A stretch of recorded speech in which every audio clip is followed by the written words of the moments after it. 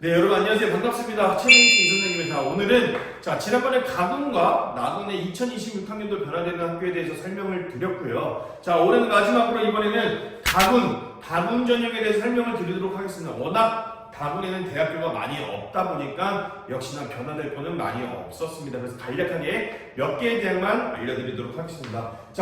가장 어떻게 보면 핫한 학교 중에 하나죠. 숭실대학교입니다. 숭실대학교가 원래 실기 종목이었던 유연성이 폐지가 되면서 이 종목이 어떤 종목으로 바뀌는지 여러분 다들 알고 계시죠? 10m 왕복 달리기로 변경이 되었습니다. 그렇다면 10m 왕복 달리기로 바뀌면서 총 실기 종목은 10m 왕복, 제자리 멀리뛰기, 윗몸 일으키기, 그리고 앉아 매드싱볼 던지기까지 이렇게 4종목으로 변경이 되었습니다. 여러분들 이렇게 4종목으로 변경이 되면서 이제 어떤 변화가 일어날까요?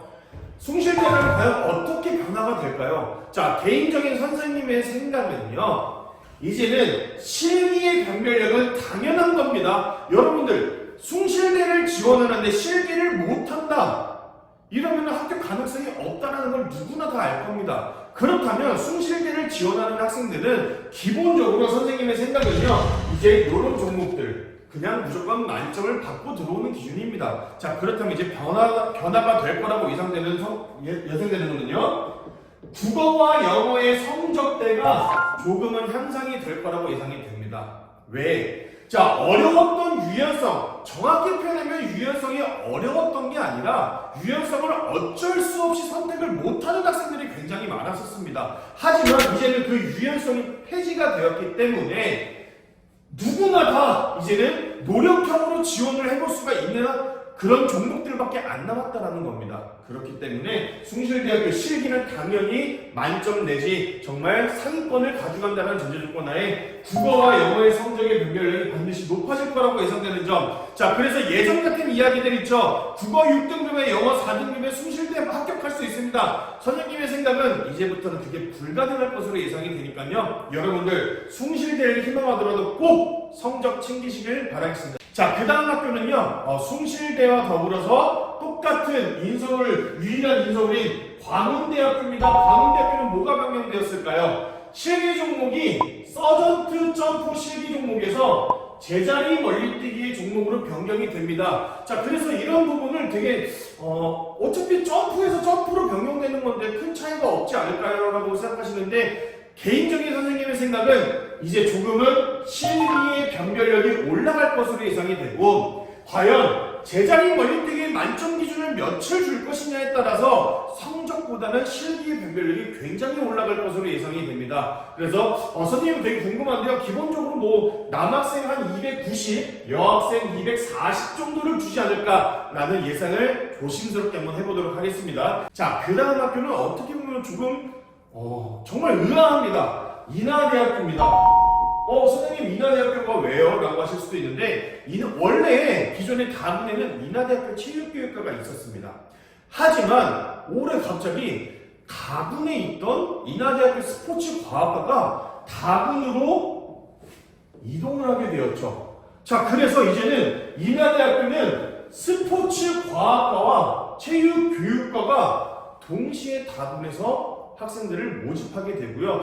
이렇게 된다면 선생님의 생각은 확실히 가군에 있을 때보다 경쟁률은 올라갈 거라고 예상이 됩니다. 근데 과연 체육교육과가 버티고 있기 때문에 성적대가 어떻게 형성이 될지 예상이 조금 어렵습니다. 하지만 워낙 가군에 이제 쓸 대학이 없었는데 인하대학교가 가군에서 다군으로 내려옴으로써 이제 쓸만한 수도권의 대학교가 하나 생겼다라는 것만 참고하시면 될 것 같고요. 다군은 이 정도까지 주요 대학에 대해서 변화가 되는 모습을 좀 설명을 드리겠고요. 그렇다면 올해 2026학년도에 변경되는 가장 큰 탑 5에 대해서 매겨볼까요? 선생님이 개인적으로 생각했을 때 얘는 정말 좀 특이하다, 왜 이렇게 바뀌었을까 예상하는 게 덕성여자대학교입니다. 덕성여자대학교가 가군에서 나군으로 이동되었다는 점, 가장 되게 의아한 부분이고요. 두 번째는 방금 설명드렸던 인하대학교가 똑같이 가군에서 다군으로 군이동이 되었다는 점. 그래서 선생님의 개인적인 생각은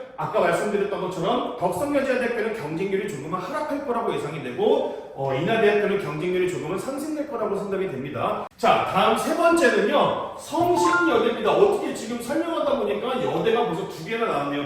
성신여자대학교 윗몸일으키기라는 종목이 폐지가 된다는 거 선생님이 생각했을 때 굉장히 큰 파격 조건이라고 생각합니다. 왜? 이제는 성적만으로도 어떻게 보면은 실기를 커버해서 합격을 할 수 있을 거다라는 생각이기 때문에 그렇게 말씀드리는 거고요. 자, 네 번째는 숭실대학교입니다. 자, 숭실대학교 아까 말씀드렸지만 유연성이라는 종목은 누구나 다 잘할 수 있는 종목이 아니고 누구나 쉽게 접근할 수 없을 만한 종목입니다. 하지만 그런 종목이 폐지가 되면서 누구나 다 쉽게 다가올 수 있는 10m 왕복 달리기로 변경되었기 때문에 반드시 성적이 향상이 될 거라고 생각해서 과연 이제는 성적의 마지노선이 얼마큼 될지 궁금한 부분도 있기 때문에 네 번째로 숭실대학교를 이야기를 하는 거고요. 자, 마지막 다섯 번째는요.